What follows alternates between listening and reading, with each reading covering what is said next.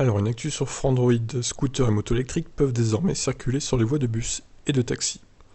Un nouveau décret promulgué par le gouvernement autorise désormais les 2 roues, 3 roues et quadricycles à moteur électrique ou à hydrogène à circuler sur les voies de bus et de taxi. Un petit changement qui devrait grandement bouleverser la vie des utilisateurs de scooters et motos électriques. Le gouvernement a en effet publié un nouveau décret le 20 novembre dernier qui élargit la liste des véhicules de moins de 3,5 tonnes à très faible émission, peut-on lire sur le service public. Selon le site web officiel de l'administration française, les 2 roues, 3 roues et quadricycles à moteur électrique ou à hydrogène sont désormais considérés comme des véhicules à très faible émission. Ces motos et scooters propres bénéficient ainsi de conditions de circulation et de stationnement privilégiées partout en France, est-il indiqué.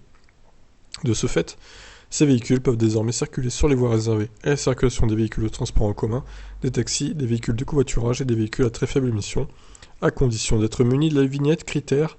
Cette dernière correspond à un autocollant indiquant la classe environnementale du véhicule.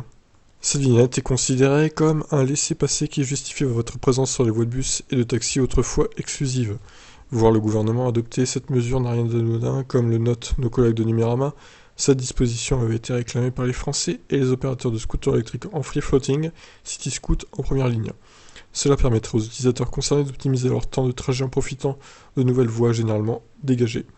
Un bon point qui poussera peut-être quelques indécis à franchir le cap de l'électrique pour profiter de tels avantages. Notons tout de même qu'à de nombreux endroits, voies de bus et pistes cyclables ne font qu'un, ce qui risque de compliquer la vie des cyclistes en rajoutant de nouveaux éléments potentiellement dangereux et qui plus est moins bruyants.